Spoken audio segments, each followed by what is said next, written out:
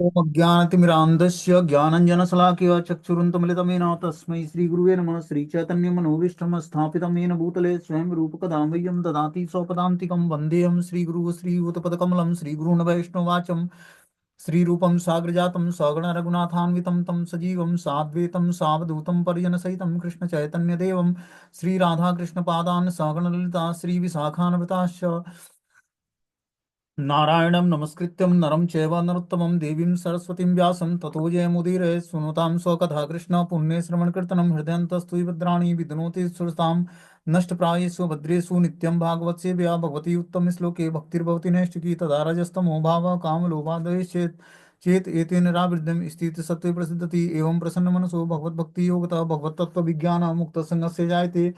विद्यन्ते हृदयं ग्रन्थि छिद्यन्ते सर्वसंशयं क्षीयन्ते चास्य कर्माणि दृष्ट्वा एवात्मनीश्वरे मुखं करोति वाचालं पङ्गुं लङ्घयते गिरिं यत्कृपातमहं वन्दे परमानन्दमाधवं। प्रह्लाद नारद पराशर पुण्डरीकं व्यासम् अम्बरीश सुखसोनक विस्मदालभ्यां रुक्माङ्ग अर्जुन वसिष्ठं विभीषणादीनं पुण्यानि नामानि परं भागवत स्मरामि। हे कृष्ण करुणा सिंधु दीनबंधु जगतपतये गोपेश गोपिका कांत राधा कांत नमस्तुते तप्त कांचन गौरांगे श्रीराधे वृंदावनेश्वरी वृषभानुसुते देवी प्रणमामि हरिप्रिये वाञ्छाकल्पतरुभ्यश्च कृपा सिन्धुभ्यो च पतितानां पावनेभ्यो वैष्णवेभ्यो नमो नमः। जय श्री कृष्ण चैतन्य प्रभु नित्यानंद श्री अद्वैत गदाधर श्रीवासादि श्री गौर भक्तवृंद। हरे कृष्णा कृष्ण कृष्णा हरे हरे, हरे राम राम राम हरे हरे। तो इसमें आज हम लोग को पढ़ना है भक्ति योग की महिमा। भगवान कपिल देव अपनी माता देवहूति को भक्ति योग की महिमा के बारे में बता रहे हैं कि भक्ति योग की महिमा क्या है, भक्ति करके व्यक्ति को क्या डेस्टिनेशन प्राप्त होगा। ठीक है ना। तो कल हमने क्या पढ़ाया था उसको एक बार रिव्यू करेंगे कि बताते हैं कि ऐसा साधु अविचलित भाव से भगवान का कट्टर भक्ति करता है। भगवान के लिए वह संसार के अन्य समस्त संबंधों यथा पारिवारिक संबंध तथा मैत्री का परित्याग कर देता है। निरंतर मेरे अर्थात पूर्ण पुरुषोत्तम भगवान के कीर्तन तथा श्रवण में संलग्न रहकर साधुगण किसी प्रकार का भौतिक कष्ट नहीं पाते, क्योंकि वे सदैव मेरी लीलाओं और कार्यकलापों के विचारों में ही निमग्न रहते हैं। यहाँ तक कथा हुई थी। अब आगे बता रहे हैं कि त एते एते साधव साध्वी विचारों विवर्जिता संगस्ते वथम ते प्राथ्यम संग दोष हराहिते। हे माते, हे साध्वी, ये उस महान भक्तों के गुण हैं जो समस्त आसक्तियों से मुक्त हैं। देखो, और जो हमें महान भक्त बनना है तो हमें आसक्तियों से मुक्त होना पड़ेगा। आसक्तियां मतलब जो हमारी भौतिक संसार में आसक्ति है उस आसक्तियों को चेंज करके आध्यात्मिक बनाना पड़ेगा। जैसे व्यक्ति का एसोसिएशन होता है उसी तरह का उसका धीरे धीरे जो है नेचर बन जाता है। और जो हमें सद्गुणों को विकसित करना है, सात्विक गुणों को विकसित करना है, तो ऐसे ही लोगों का संग हमें खोजना पड़ेगा और ऐसे लोगों का संग करना पड़ेगा, तभी जाकर हमारे अंदर सात्विक विचारधारा उत्पन्न होगी। भगवान की भक्ति के लिए फेवरेबल कंडीशन उत्पन्न होगा और हमारी चेतना पवित्र होगी। जब तक हमारी कॉन्शियसनेस पवित्र नहीं होगी, पवित्र चिंतन नहीं होगा, तब तक जो है हम आध्यात्मिक जीवन में प्रोग्रेस नहीं कर सकते हैं। तुम्हें ऐसे पवित्र पुरुषों की संगति करनी चाहिए, क्योंकि ऐसी संगति भौतिक आसक्ति के समस्त कुप्रभावों को हरने वाली है। क्या बोलते हैं? भौतिक आसक्ति के समस्त कुप्रभावों को हरने वाली है जो पवित्र पुरुषों की संगति करता है। तो हमें पवित्र पुरुषों की संगति करनी पड़ेगी।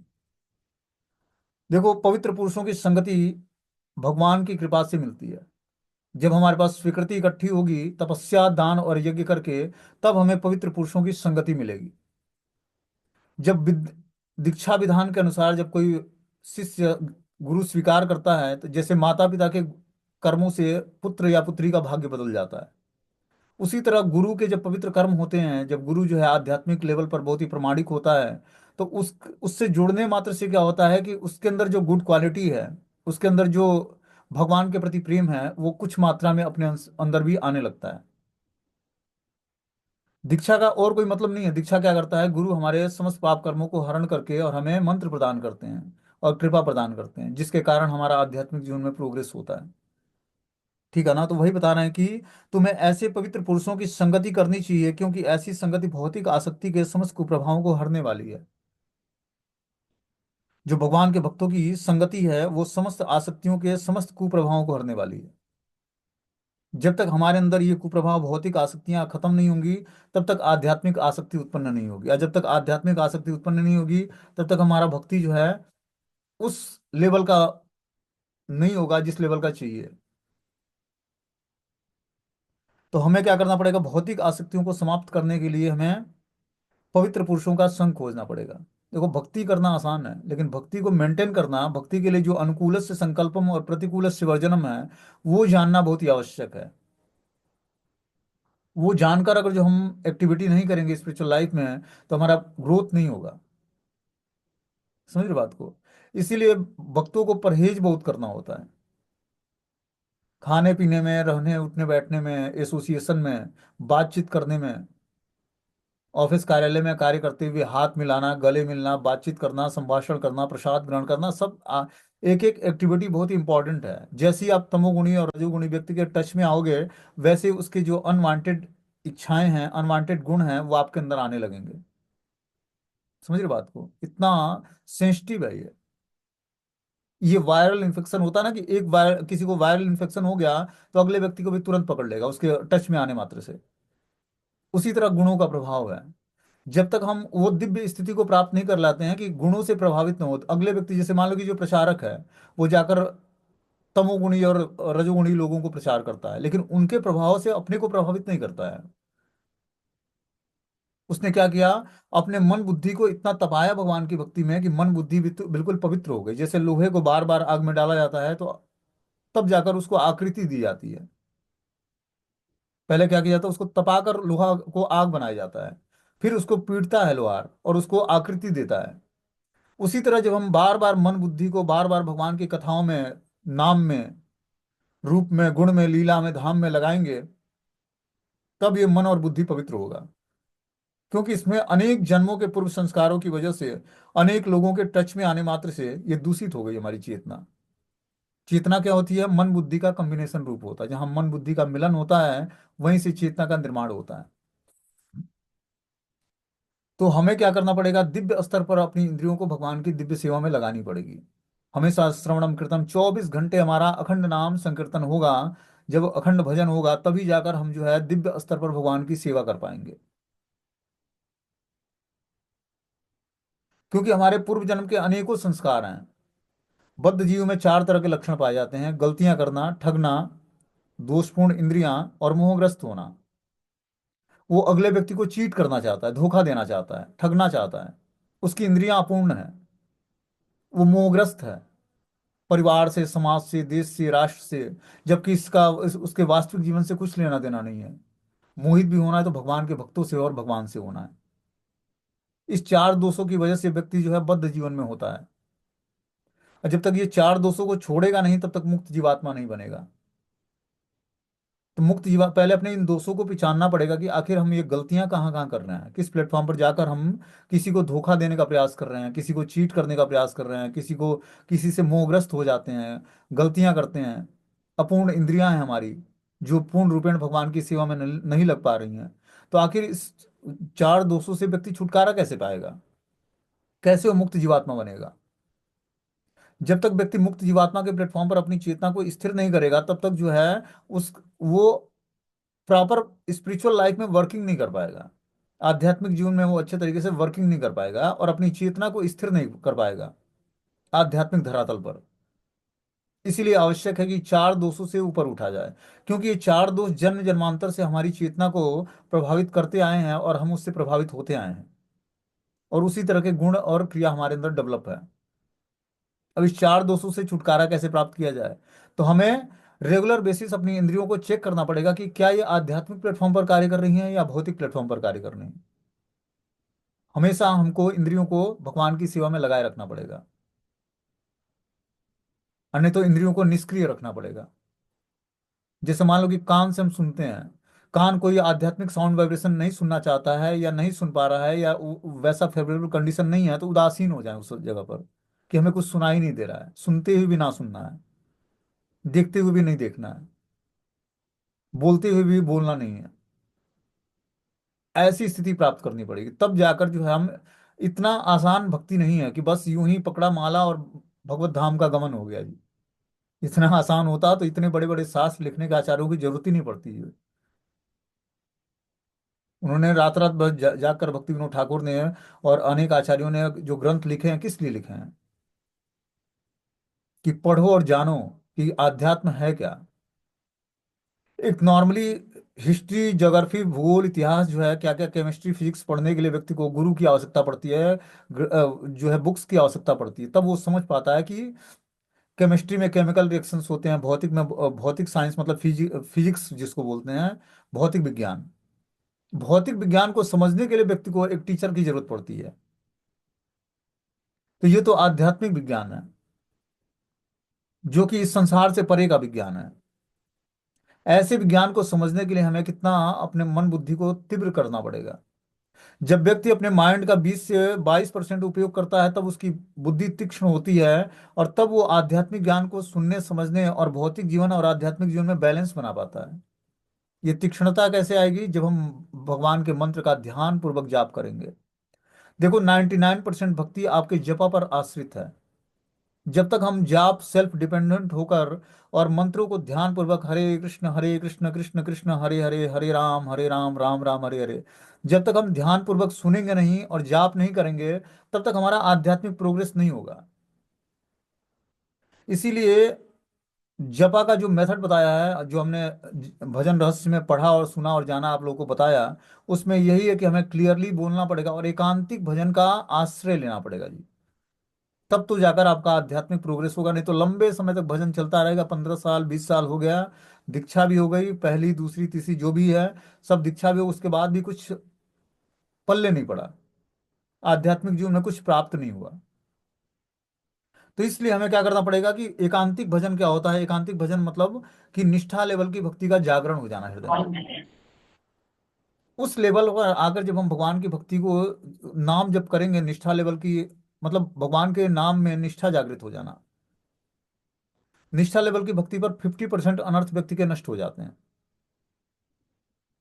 और भाव भक्ति पर 95% नष्ट हो जाते हैं। तो निष्ठा से भाव भक्ति के बीच का जो सफर होता है, उससे पहले जो अनर्थ निवृत्ति का स्टेज होता है, वो बहुत लंबे समय तक व्यक्ति का चलता है।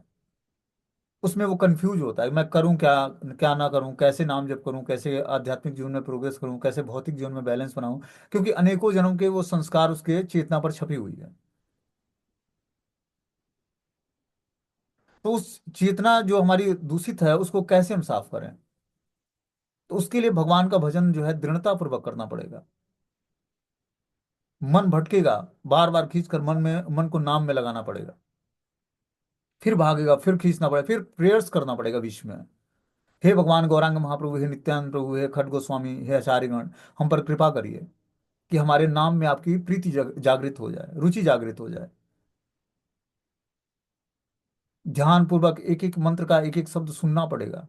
तब जाकर जो है धीरे धीरे जो है हमारी चेतना, देखो आध्यात्मिक चेतना है, एक भौतिक चेतना है।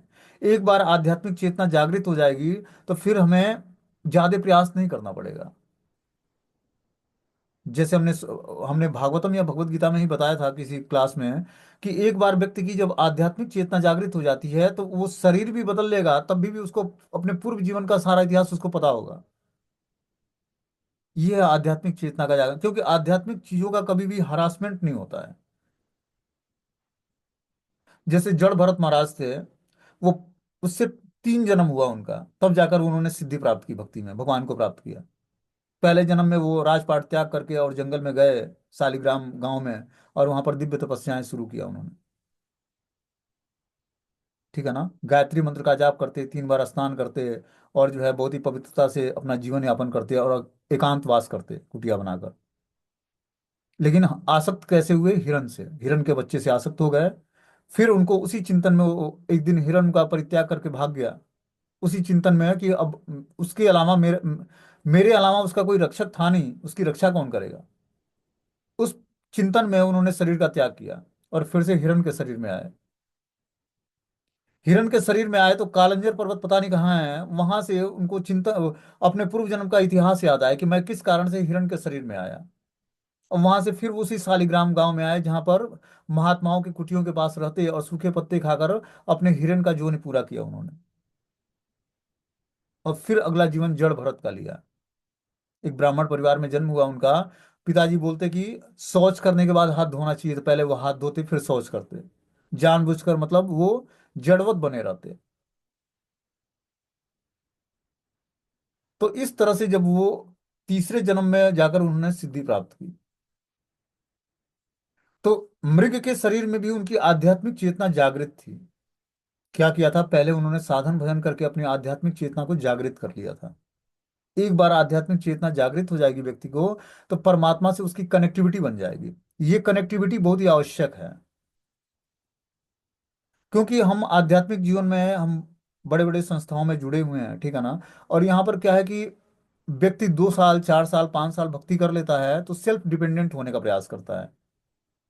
और जो शिक्षा गुरु हैं, दीक्षा गुरु भी हैं, इतने सारे शिष्य होते हैं कि वो ध्यान उनका जाता नहीं है जी, दूर दूर तक कहीं किसी का भी।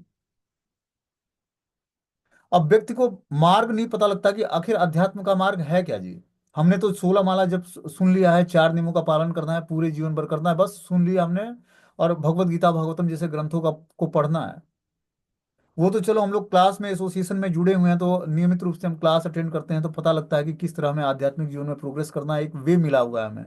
कि चलो सब कुछ काम समाप्त करके हमें 8:15 से क्लासेज अटेंड करने हैं।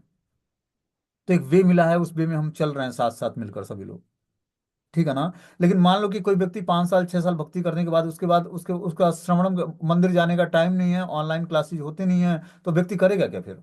कैसे उसको पता लगेगा कि भगवत गीता और भागवतम का ज्ञान कैसे अपने प्रैक्टिकल जीवन में उतारना है। और न चाहते भी इतना सब कुछ प्रताड़ित साधना रिपोर्ट भेजना है, ये सारी चीजें करनी है, उसके बाद भी किसी को ग्रंथ पढ़ने की इच्छा जागृत नहीं होती है। क्योंकि नाम जप करना आसान है, ग्रंथों को पढ़ने के लिए व्यक्ति के अंदर बहुत ही सतोगुण की वृत्ति चाहिए, तब जाकर उस शास्त्रों को 1 घंटा पढ़े, 1 डेढ़ घंटा पढ़ के और उसको समझ सकेगा। और बहुत ही प्योर वातावरण चाहिए।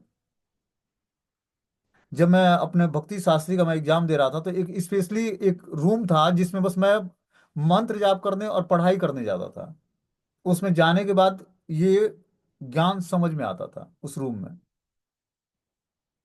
क्योंकि ये पहले उस समय उतनी अवस्था अच्छी नहीं थी आध्यात्मिक जीवन में कि तुरंत समझ में आ जाए। तो एक पर्टिकुलर रूम बना रखा था, उसमें जाने के बाद समझ में आता था। तो शास्त्रों को समझना इतना आसान नहीं है कि हम जो आचार्यों के द्वारा लिखा हुआ है, किस मूड में उन्होंने क्या बोला है उसको समझ कर और हम अपने जीवन प्रैक्टिकली जीवन में उतार लें। बहुत टफ काम है ये। तो हमें क्या करना पड़ेगा, आध्यात्मिक चेतना का जागरण करना पड़ेगा हृदय में। आध्यात्मिक चेतना जागृत तभी होगी जब हम ध्यान पूर्वक मंत्रों का जाप करेंगे, शास्त्रों को सुनेंगे, उसको प्रैक्टिकली जीवन में उतारने का प्रयास करेंगे। ये एक साइंस है। जब तक हम साइंस का लेबोरेटरी में क्या करते हैं, उपयोग नहीं करते हैं, तब तक हम केमिकल्स रिएक्शन को जान नहीं पाते हैं, ठीक है ना। जैसे मान लो कि कोई व्यक्ति केमिस्ट्री का स्टूडेंट है, रसायन विज्ञान जिसको बोलते हैं, उसमें केमिकल्स के रिएक्शन कराए जाते हैं आपस में। कार्बन और ऑक्सीजन, दो चीजों को मिलाया जाता है तो कार्बन डाइऑक्साइड बनता है, ठीक है ना। ये एज एग्जाम्पल बता रहा हूँ। उसी तरह क्या है कि ये भौतिक भक्ति विज्ञान जो है, भक्ति योग का जो महिमा है या विज्ञान है, ये एक साइंस की तरह है। जब हम इसको अपने प्रैक्टिकली जीवन में उतारेंगे, ठीक है ना, भक्ति करके, उस तरह नहीं, जब हम इसको भक्ति करेंगे तब ये प्रैक्टिकली हमारे जीवन में दिखेगा कि आखिर में हमारी चेतना, हमारी आसक्तियां कैसे कैसे कहाँ कहाँ फंसी। देखो, श्रीमद् भागवतम की कथा बहुत सारे लोग सुना, लेकिन ऐसा ज्ञान कोई इसके डीपली जाकर इस तरह से कोई ज्ञान नहीं बताएगा आपको। वो तो पहले अध्याय से शुरू करेगा, लास्ट के 12 घंटों को बता देगा, उसकी समरी पढ़ा कर सुना के आपको बता देगा। लेकिन इस श्लोका वाइज जो आचार्यों के द्वारा जो तात्पर्य लिखा है, उसका इंपॉर्टेंस क्या है हमारे प्रैक्टिकली जीवन में। क्योंकि शास्त्र जो है हमारा एक साइंस है, विज्ञान है।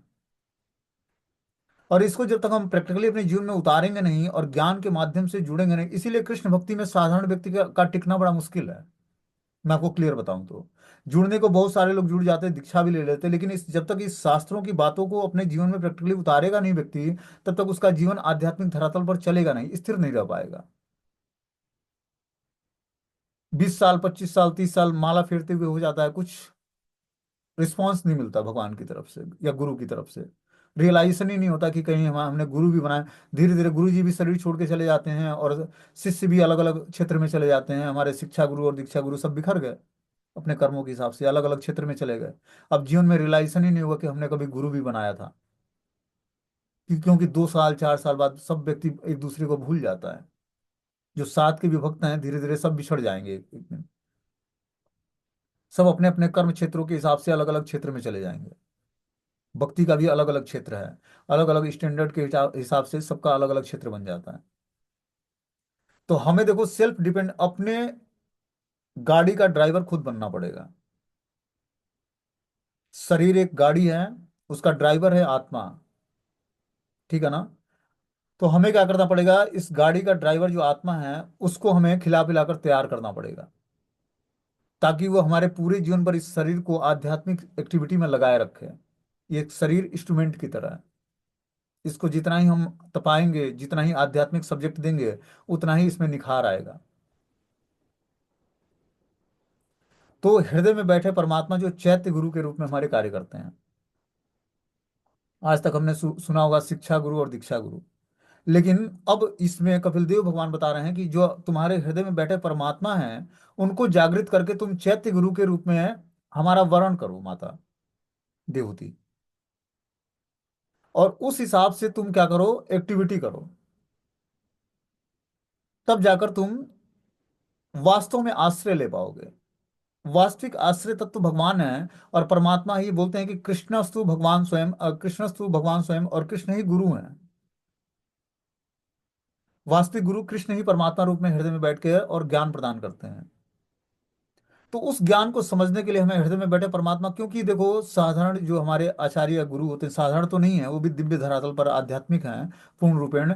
लेकिन हो सकता है कि वो उनकी स्थिति वो ना हो जो परमात्मा की, क्योंकि भगवान की स्थिति के अनुसार तो मतलब गुरु तो भगवान नहीं हो सकते हैं। तो वो गुरु हो सकता है हमारा भूत भविष्य और वर्तमान ना जानते हो, हमारे दीक्षा गुरु या शिक्षा गुरु जो भी हम कहते हैं। लेकिन चैत्य गुरु परमात्मा के रूप में हृदय में उपस्थित होने के कारण हमारा सब कुछ जानते हैं। त्रिकालदर्शी हैं, भूत क्या था, वर्तमान क्या है और भविष्य क्या है हमारा, उनको सब कुछ पता है। तो वो जो हमें निर्देश देते हैं, उस निर्देश को समझने के लिए हमें आध्यात्मिक शक्ति चाहिए।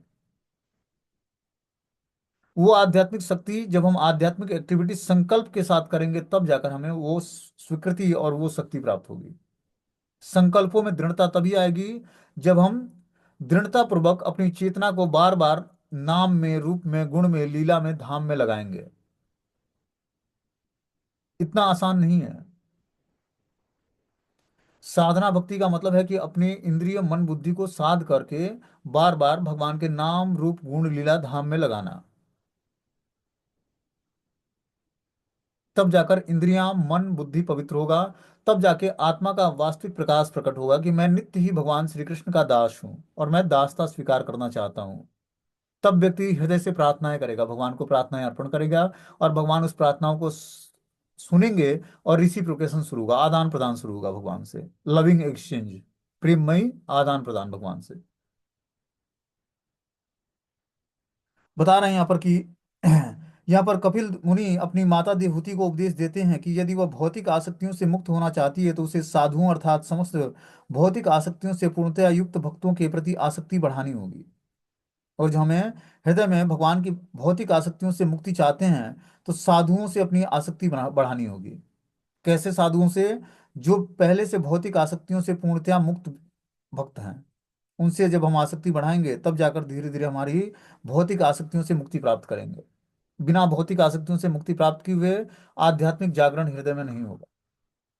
भगवत गीता में बताया गया कि भगवत धाम जाने का अधिकारी कौन है, तो निर्माण मोहा जित संग दोषा, यह उस व्यक्ति का संकेत करने वाला है जो भौतिक संपत्ति के अभिमान से सर्वथा मुक्त है। भले ही कोई कितना धनवान, ऐश्वर्यवान और प्रतिष्ठावान क्यों न हो, किंतु यदि वह आध्यात्मिक साम्राज्य अर्थात अपने घर भगवान के धाम वापस जाना चाहता है, तो उसे अपने भौतिक वैभव का गर्व छोड़ करके छोड़ना होगा, क्योंकि यह एक मिथ्या स्थिति है।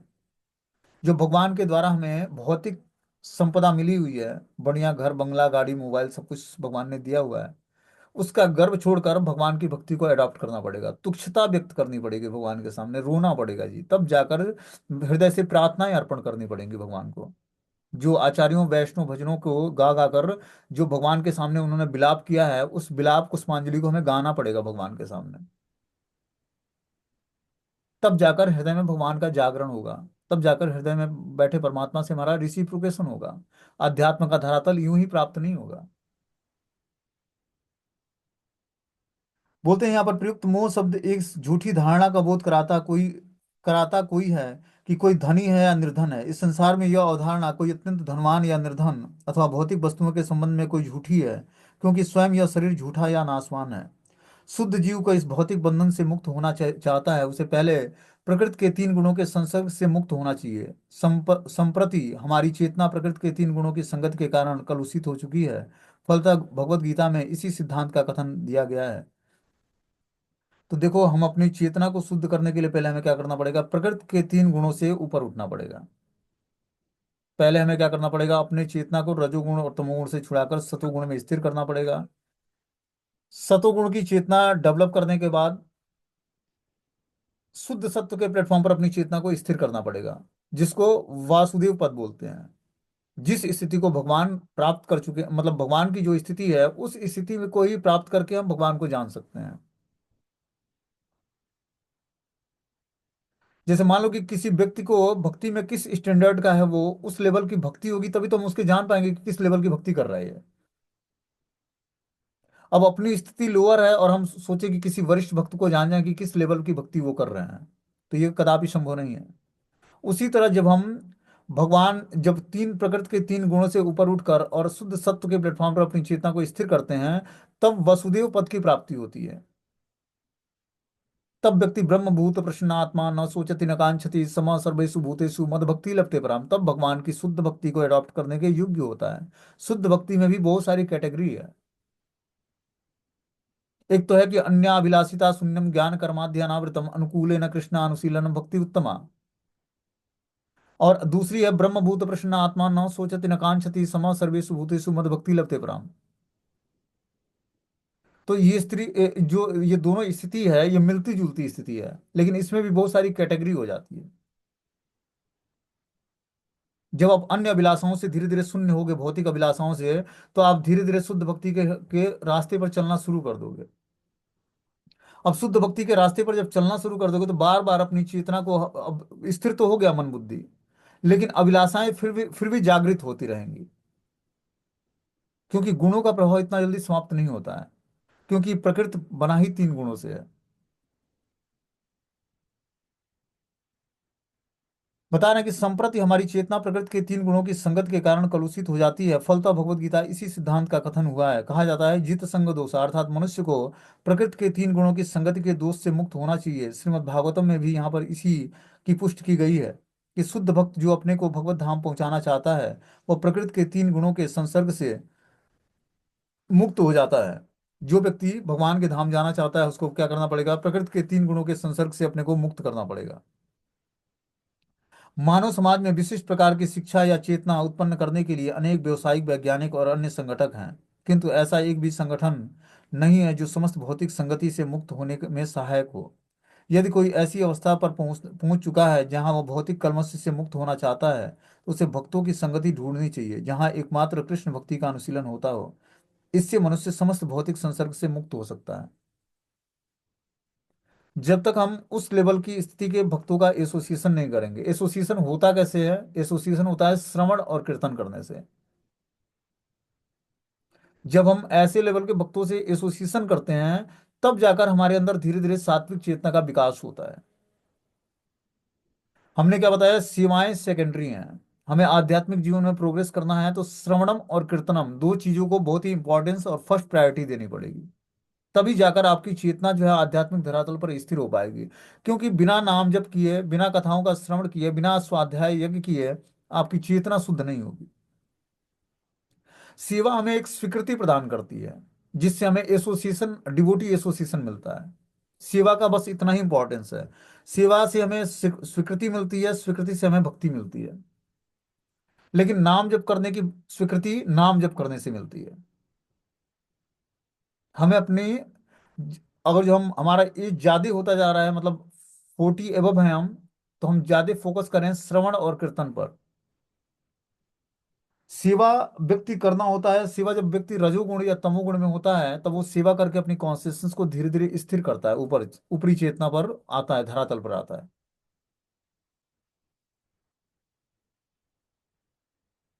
तो सेवाओं में जो 9 मेथड बताए गए हैं, श्रवणम कीर्तनम विष्णु स्मरणम पाद सेवनम अर्चनम वंदनम दास्यम साख्यम आत्मनिवेदनम, ये 9 मेथड से भगवान की भक्ति होती है, सेवा होती है। तो जो हमें फेवरेबल हो उन सेवाओं को हम करें, लेकिन श्रवणम कीर्तनम को फर्स्ट प्रायोरिटी, इसके एवज में कोई समझौता ना करें। और जब हम समझौता करके कोई दूसरी सेवा करेंगे तो हमारी चेतना का हरासमेंट होगा और कुछ नहीं होगा, क्योंकि ये जब पवित्रता से होने लगेगा बाकी सारी सेवाएं परफेक्शन के साथ होंगी। क्योंकि बिना ज्ञान और वैराग्य उत्पन्न किए भक्ति का प्राकट्य नहीं होगा, क्योंकि भक्ति के दो पुत्र हैं, ज्ञान और वैराग्य। ज्ञान प्राप्त करने के लिए शास्त्रों को समझना पड़ेगा, ज्ञान से ही वैराग्य उत्पन्न होगा। और ज्ञान और वैराग्य की चरम सीमा है भक्ति। जब हम ज्ञान और वैराग्य को, जब परिपक्व अवस्था में आता है तो वहीं से भगवान की प्रेमा भक्ति उत्पन्न होती है, और ज्ञान वैराग्य उसी में लुप्त हो जाता है। ज्ञान हमें क्या करता है, समस्त पापों से मुक्ति प्राप्त करने के लिए हमारी सहायता करता है। इसलिए आध्यात्मिक ज्ञान को सुनना, सीखना, समझना आवश्यक है। जब तक हम आध्यात्मिक ज्ञान को सुनेंगे, सीखेंगे, समझेंगे नहीं, प्रैक्टिकली अपने जीवन में उतारेंगे नहीं, तब तक आध्यात्मिक जीवन के धरातल पर अपनी चेतना को स्थिर करना बहुत मुश्किल है। बोलते हैं कि जहां वह भौतिक कलमश से मुक्त होना चाहता है उसे भक्तों की संगति ढूंढनी चाहिए, और एकमात्र कृष्ण भक्ति का अनुशीलन होता हो, इससे मनुष्य समस्त भौतिक संसर्ग से मुक्त हो सकता है। भक्त समस्त दोष युक्त भौतिक संगति से मुक्त हो जाता है, अतः संसार के क्लेश उसे प्रभावित नहीं करते हैं। यद्यपि वह भौतिक जगत में रहता प्रतीत होता है, किंतु संसार के क्लेश उसे छू नहीं पाते हैं। ऐसा कैसे संभव है? बिल्ली के कार्यों के विषय में एक सुंदर सा उदाहरण है। बिल्ली अपने बच्चे को अपने मुंह में दबा कर ले जाती है, और जब वो चूहे को मारती है तो उसके सौगात को भी मुंह में ही ले जाती है। इस प्रकार दोनों ही बिल्ली के मुंह में ले जाए जाते हैं, किंतु उसी अवस्था, उनकी अवस्थाएं भिन्न भिन्न होती हैं। बिल्ली के बच्चे बिल्ली के मुंह में सुख का अनुभव करता है, किंतु जब वह चूहे को ले जाती है तो चूहे को मृत्यु के भय का अनुभव होता है। देखो कितना सुंदर एग्जाम्पल बता रहे हैं कि जैसे बिल्ली होती है, वो अपने बच्चे को मुंह में ही पकड़ के ले जाती है, लेकिन बच्चे को गुदगुदी होता है जो वो बिल्ली ले जाती है। और चूहे के लिए वही बिल्ली जो है भयंकर मृत्यु का कारण बनती है। ठीक है ना? वही बिल्ली, वही उसका मुंह, लेकिन अपने बच्चे को वो आराम से ले जाती है मुंह में दबाकर। और चूहे को ले जा, चूहे को भयंकर मृत्यु नजर आता है उसमें। वही यहाँ पर बता रहे हैं कि जो है, जो व्यक्ति अपने को दोष युक्त भौतिक संगति से मुक्त कर लिया है वो भौतिक संसार के क्लेशों से प्रभावित नहीं होता है। भौतिक संसार वही है, क्लेश भी वही है, लेकिन जो व्यक्ति अपनी चेतना को आध्यात्मिक धरातल पर स्थिर कर लिया, उसको क्या गर्मी क्या सर्दी, अब निरंतर भगवान का अखंड चिंतन होने लगेगा। सारी एक्टिविटी जो है वो आध्यात्मिक धरातल पर अपनी चेतना को स्थिर, अब उस गर्मी ठंड से प्रभावित ही नहीं होगा। तो हमें धीरे धीरे ऐसी भक्ति को अपने हृदय में धारण करना है कि शारीरिक लेवल से पहले तो हम अपने को ऊपर उठाएं। जब हम शारीरिक लेवल से ऊपर उठ जाएंगे तब हमारी भक्ति शुरू होगी। ठीक है ना? और तब जाकर हम इस सर्द गर्म और लाभ हानि, जीवन मरण, जस अपजस जो भी है, इससे धीरे धीरे मुक्ति प्राप्त करेंगे। क्योंकि ये कर्मों के हिसाब से हमारे जीवन में लाभ हानि, सुख दुख, जन्म मृत्यु सब कुछ हानि आनी है। लेकिन आध्यात्मिक चेतना का जागृत होने के बाद, सब जो है आध्यात्मिक धरातल पर अपनी चेतना को स्थिर करने के बाद, और जो हमारा जन्म मृत्यु भी होता है, हम दूसरा शरीर भी धारण करते हैं, बाई चांस इस जीवन में भक्ति पूरी नहीं होती है, तब भी कोई समस्या नहीं है। इसीलिए इस जीवन में ये प्रयास करना है कि आध्यात्मिक चेतना जागृत हो जाए, परमात्मा का हृदय में जागरण हो जाए। परमात्मा तो ऑलरेडी जागृत अवस्था में है, लेकिन क्या है कि हम उनकी आवाज को सुनने के योग्य हो जाएं। ऐसी अपनी चेतना को बना लेना है। वो आगे बता रहे हैं कि सताम प्रसंगाम मम वीर्य संविदो भवन्ति हृत कर्ण रसायनम कथा तज्जोषणार्थम स्व अपवर्ग वर्तमनि श्रद्धारति भक्ति अनुक्रमिष्यति। शुद्ध भक्तों की संगति में श्री भगवान की लीलाओं और उनके कार्यकलापों की चर्चा कान तथा हृदय को अत्यंत रोचक और प्रसन्न करने वाली होती है। ऐसे ज्ञान के अनुशीलन से मनुष्य धीरे धीरे मोक्ष के मार्ग में अग्रसर होता है, तत्पश्चात मुक्त हो जाता है और उसका आकर्षण स्थिर हो जाता है। तब असली समर्पण और भक्ति योग का शुभारंभ होता है। देखो क्या बता रहे हैं, कितना सुंदर बताया उन्होंने कि शुद्ध भक्तों की संगति में श्री भगवान की लीलाओं और उनके कार्यकलापों की चर्चा कान तथा हृदय को अत्यंत रोचक और प्रसन्न करने वाली होती है। जब हम एसोसिएशन में भगवान के शुद्ध भक्तों से कार्यकलापों की चर्चाओं को कान और हृदय को रोचक और प्रसन्न करने वाली है। जब हम श्रवण करेंगे तब हमारे ये कान को और हृदय को रोचक लगेगी भगवान की कथा। ऐसे ज्ञान के अनुशीलन से मनुष्य धीरे धीरे मोक्ष के मार्ग पर अग्रसर होता है। तब वो जानता है कि एक मुक्ति का मार्ग भी है जो भक्ति करके प्राप्त हो सकती है। तत्पश्चात वो मुक्त हो जाता है और उसका आकर्षण स्थिर हो जाता है। अभी हमारा भौतिक आकर्षण है, लेकिन जब हम जैसे जैसे पाप कर्मों से मुक्ति प्राप्त करेंगे, वैसे वैसे अपनी चेतना को आध्यात्मिक धरातल पर स्थिर कर पाएंगे। तब असली समर्पण और भक्तियों का शुभारंभ होगा। तब हमारा असली समर्पण भगवान के प्रति होगा, और तब जाकर भक्तियों का शुभारंभ हो पाएगा। बोलते हैं यहाँ पर कृष्ण भावनामृत तथा भक्ति में अग्रसर होने की विधि का वर्णन है। पहली बात है कि वह ऐसे पुरुषों की संगति खोजे जो कृष्ण भक्त हैं और भक्ति में सेवा में लगे हुए हैं। ऐसी संगति के बिना प्रगति नहीं हो सकती है। मात्र कोरे ज्ञान या अध्यात्म से यथेष्ट प्रगति नहीं संभव नहीं है। हम कोरा ज्ञान सीखेंगे, एसोसिएशन नहीं करेंगे, तब तक हमारे हृदय में जो है भक्ति का जागरण नहीं होगा। इसीलिए एसोसिएशन आवश्यक है। मनुष्य को भौतिकतावादी पुरुषों की संगति त्याग कर भक्तों की संगति खोजनी चाहिए। अब भक्तों की संगति मिले कैसे? मान लो हमारे घर के पास मंदिर नहीं है, ठीक है ना, दूर दूर तक कहीं मंदिर नहीं है, कोई भगवान का भक्त है नहीं, मंदिर है भी तो भगवान के शुद्ध भक्त नहीं है, तो हमें वाणी संग करनी चाहिए।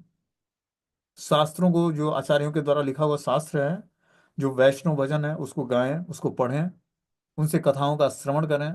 तब जाकर हमारे हृदय में धीरे धीरे शुद्ध भक्ति का जागरण होगा। वपु सेवा से ज्यादा इंपॉर्टेंट वाणी सेवा है।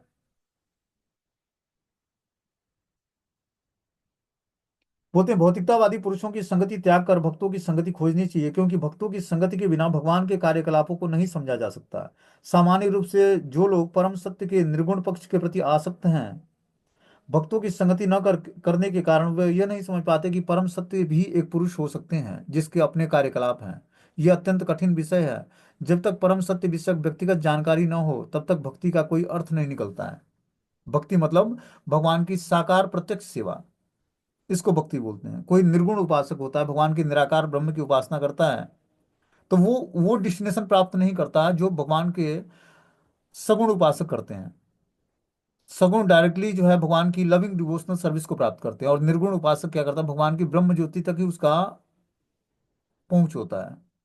वहां पर जाकर स्टार की भांति ब्रह्म ज्योति में समा जाता है। भगवान के शरीर से निकला वो फ्लुएंस जो होता है, तेज होता है, उसमें वो एक स्टार की भांति जाकर समा जाता है उसमें।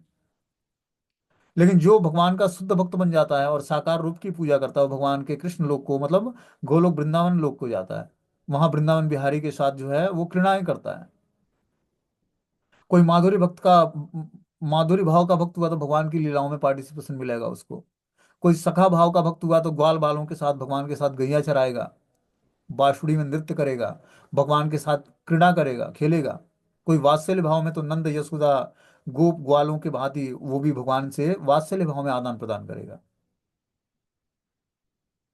ये बस कृष्ण के साथ ही हो सकता है, विष्णु फॉर्म के साथ ही आकर्षण नहीं होगा।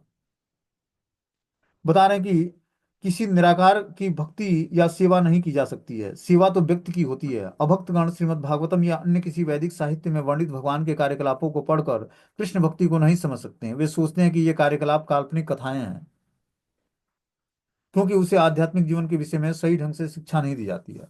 तो जो निर्गुण उपासक है, निराकार ब्रह्म की पूजा करता है, वो भगवान के साकार रूप को नहीं समझ सकता है। साकार रूप को समझने के लिए भगवान के साकार पक्ष को स्वीकार करना पड़ेगा, भगवान के फॉर्म को स्वीकार करना पड़ेगा, तब हम आध्यात्मिक जीवन में आगे बढ़ पाएंगे। ठीक है, हरे कृष्ण। ये मीटिंग जस्ट क्लोज।